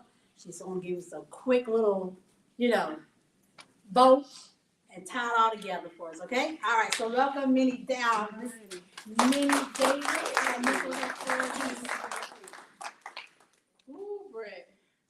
You know you have them favorite jeans. Y'all know this lady, but you have to jump in it. And I'm getting married soon, so I'm gonna have to call you later. 'Cause I ain't gonna lie, I got a problem with the food. Like it just keeps jumping on me. Everything else, like as a mental health therapist, we ready for anything, right? But that food, it's a problem for all of us, right? And we raise our hand, right? But I'm here today because one thing I am very passionate about, like Janet, is people, right? And we have to understand that all of this ties together. Maya with the depression, Angela with the money, Brent with the weight loss. All three of those go coincide together. At the end of the day, what I do for a living is I'm the person they call in when someone's dying, okay? I'm a grief counselor. So when I go to the hospital, and I see that we're in there with Maya from suicide rate has gone through the roof. A lot of Black men are taking their lives. Brent can attest to this. As a young Black man, there are a lot of times when we take our life, even at any age, we can look good, we can dress good, but we're sad on the inside, right? And Maya spoke on it. From a standpoint, we, as Black people, we're good about saying, well, I'm just gonna go to God and pray about it. That's good, but you need to talk to someone that's a professional. You need medication sometimes. just like Angela said, you know, we can sit there and borrow money from everybody and their grandmama. But I get it where when I go in there and I see where people are laying up there trying to do a GoFundMe because they can't afford a funeral, right? My fiance didn't have life insurance. They're very transparent. I said, what? You don't have life insurance? That's a problem. I have Mutual of Omaha, so I have a policy. It's very important. There are policies, like Angela said, that they're investing in. I have it on my children, where if they need money in 20 years, they can borrow money. I ain't gotta call everybody in family, we got $100, cause so-and-so, we can't get the money for the funeral. How many of us been there? I've been there, where we gotta try to pull money together. I go in the hospital, so many of us are waiting on kidneys. You go to any dialysis center, a DaVita, we're waiting on the kidney. You know why? Because like Brent said, we wanna drink sugar. We wanna eat the carbs. We wanna, we like the cakes and the pies. And then we don't look at the value of Brent and what he does. All of that ties in, especially with Angela. When we can't financially afford to go see a therapist or go see Brent, what are we doing with our money? People are quick to say, I can't afford that. You really? Because you wearing Gucci slides and you got a Louis Vuitton bag, and when you got your income tax check, I saw you at the Galleria and you was standing in the line with a $3,000 handbag because you felt like you deserved that. But what you don't understand is all of that is going to impact you in the end. Because you can look dressed up and be broke. You can look dressed up and be overweight. You can be dressed up and be depressed. That's why all of this in hand. And when I met Janet, and we were at a concert and we was dancing, and I looked over her and we just got to talk. She was like, "What do you do?" I said, "I'm a mental health therapist." She immediately hugged me.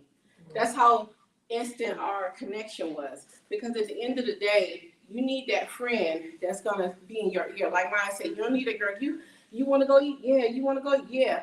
I had to, honest to God, and it broke my heart. But I had a lot of friends that all they wanted to do was go eat. Nobody wanted to go walk. Nobody wanted to go, let me meet you at the gym.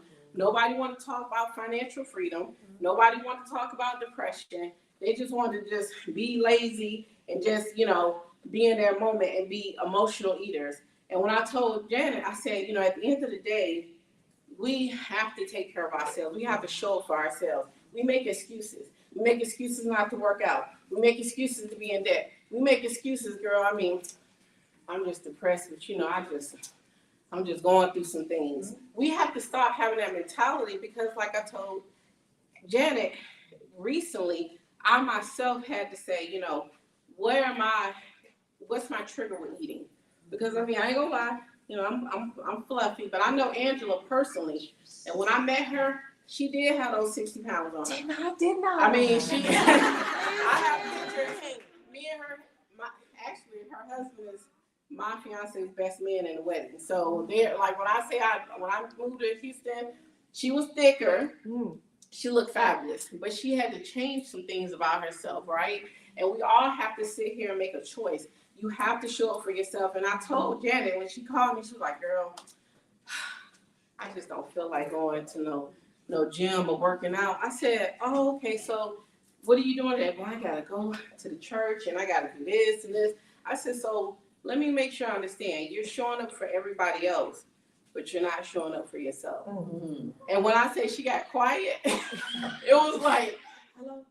And she was just like being very transparent, but we're quick to do that, right? Even when Brett talked about meal prep. Now y'all know y'all watching y'all favorite TV shows. Y'all can be doing that at the same time. Let's just be real and transparent. And at the same time, even if you don't use a Brett, there's online courses that are cheaper that he can set you up on if you just so busy. But if you analyze your time, we're doing things that we know we could do, right? Even with our money, that's a big thing. I'm very passionate about this because like Angela, I'm serious about not just making that normalize being in debt. We have a culture of thinking it's okay to be in debt. "Oh, I just put on a credit card." Huh? What you mean you going out of town? How is you traveling and you just asked me for $20. I asked my sister that. My sister makes over 6 figures. What monthly? Richard, my fiance said, babe, you cannot be her ATM. I mean, you're gonna have to stop. You're gonna have to say no. My cash app, it hit home with Angela. I literally looked at my cash app. Okay, my sister. Okay, my adult kids. I mean, they needed $20. I mean, you know, and it adds up because now Cash App sends you a statement. And I was like, that's when it really hit home. I was like, oh, see, you know, I sent you $500 that month. Like, that's my 21-year-old. But the point I'm trying to make is we have to be honest with ourselves. If you're not honest with yourself, if you want to be in a facade of lying to yourself and just pretending that this is not real, each and every one of y'all could have been anywhere else today. Let's say make that real. You could have been at the mall. You can go see Creed. You know, the movie just came out. You could have went to go eat, but you decided to show up here. So that means God wanted you here to listen to these phenomenal speakers. Maya, Angela, and Brent, please get with the people. Let them know what you do, because as a community, as our community, we got to take care of each other. It is very important. That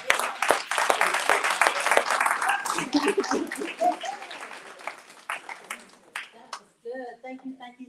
You know what? I really hope our time has been spent very wisely today, and you guys have gotten a lot of information, because these presenters have stories. You guys have your own story. I have my story, and that's how It's Mind-Boggling came about. Because in 2013, I was diagnosed with PTSD. I didn't know it. I didn't understand it. I didn't understand what I was dealing with, anxiety, with depression. I didn't understand why I was dealing with suicidal thoughts.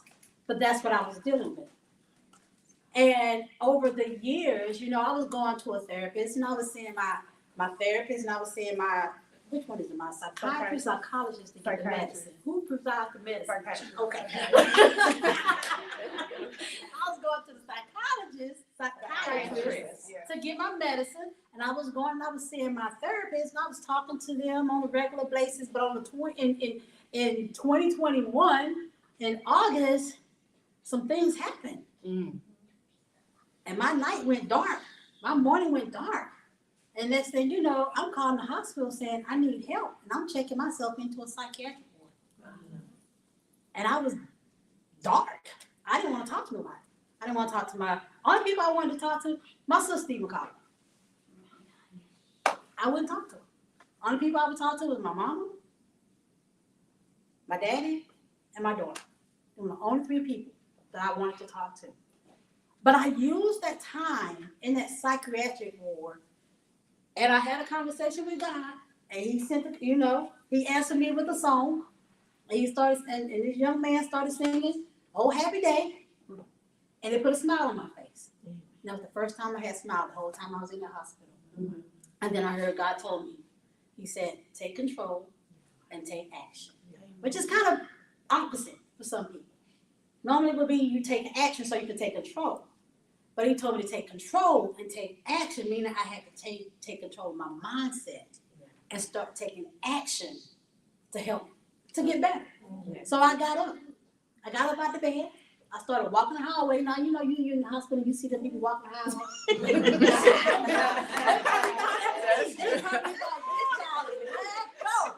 Right? But no, I was getting myself together. Amen. I was getting myself together. I was walking the hallways. I was going to the activity room. I was doing a little coloring. That's when I started. I was coloring on paper at the time, but when I got out of the hospital, I started coloring online. So if you go look at my Facebook page, you're going to see all of these online pictures, because I spent a lot of time coloring, because I wanted to color. And when I started feeling anxiety, when I started feeling like, okay, I'm not myself right now, I would start coloring and kind of shut everything else off. And that's how I started dealing with, you know, the stuff that I deal with. I started doing the online coloring. I started, you know, going out there and walking, you know, talking to everybody. Being transparent is something else that has definitely helped me. So that's why It's Mind-Boggling is now a nonprofit organization, because I want to take my experience. I told them last week I have a black belt in experience. I'm not a therapist. I know how to defend my own mental health, or, you know, to help me manage it better, right? Like I gave this little scenario last week whenever I did a Facebook post, a Facebook, Instagram post. I said you have to be your own mental health defense attorney. Yes. Because when you go into a courtroom, you got the prosecutor and you got your defense attorney. The prosecutor, that enemy over there, they're gonna try to keep you bound up, locked up, chained up, in depression, anxiety, panic, and suicidal thoughts. Gonna try to keep you locked up. If you do not know how to defend your own mind, that's where you're going to. That's where you're going to stay. Yeah. So educate yourself. That's what this nonprofit is all about. Educating on mental health awareness and wellness. Eventually, and y'all talked about it already, you have those families that I need help, but I can't afford it. I don't have insurance. My child needs help. I need help so that I can help my child. Eventually, and that's where donations come in. Our goal as an organization is to have a mental health therapy grant. Wow. To be able to give financial assistance to those that need to seek therapy. Oh, I love it. To be able to pay for them and say, okay, you got 3 months to see a therapist. We're giving you a 3-month grant to go and see a therapist because you need help. You've acknowledged that you need help, but you also acknowledge that you can't afford it. So this is what I want y'all to do, real quick. If you're not following It's Mind Boggling on Facebook, go follow us. If you're not following It's Mind Boggling on Instagram, go and follow us. But what I want you to do right now, this is so good. I'm so excited about this part. What I want you to do right now is go on your iPhone or Android phone and type in itsmindboggling.com. All one word. ITSMindboggling.com. We just launched our website. We just launched the website. Let's walk through a couple of things real quick because I want to show you a couple of things. Now you can go through it later on. Make sure y'all share this. But if you're in the right place, you're going to see this picture that look like two faces. Am I right? It's different colors. Y'all good? Okay. So you're going to see about the organization. You're going to see about the founder. You're going to see all that good stuff. What I want you to do is go to at the bottom, you'll see that therapy grant is coming soon. Okay, they're coming soon. I don't know how soon is, but it's coming. Okay. Now I want you to go and look at on donate. You can also donate through there. Okay. Yeah, let me tell you something. $5 is good. 500 is great. 5,000 is greater. No amount is too big or too small for what we are trying to do as an organization. It really is not. You can go and you can look at the team. You'll see all of our board members that's on there. Can I have the board? Some of the board members are here now. Can y'all please raise your hand or stand up? There you go. Belinda, Yolanda. We have our secretary here. She's right here. She's part of the team. We have our mental health program advisor. That's Minnie. She's right here.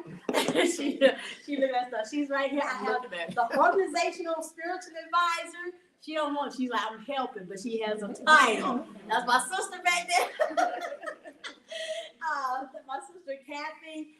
Some of the other board members that are not here. So you can go and you can check out who all is on the board that's going to keep me straight. Basically, that's what they're going to do. They're going to keep me straight.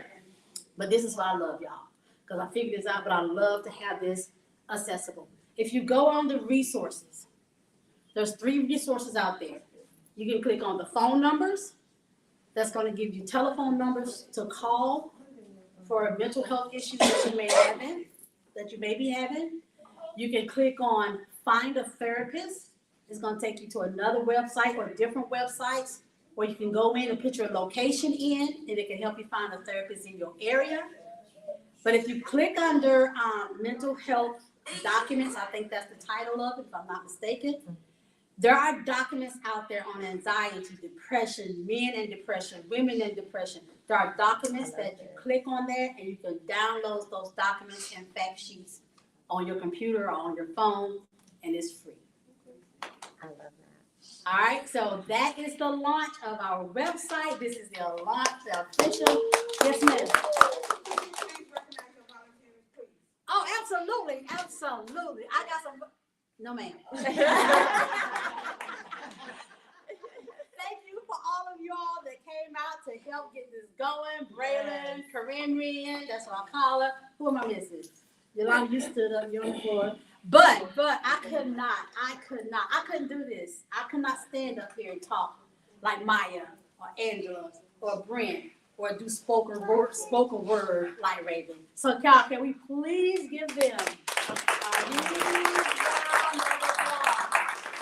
Huge round of applause. Definitely thank y'all. I appreciate y'all for showing up and showing out today because you guys really, really, when I say stepped on my toes, I can speak for Janet. Angela stepped on my toes. Maya stepped on my toes.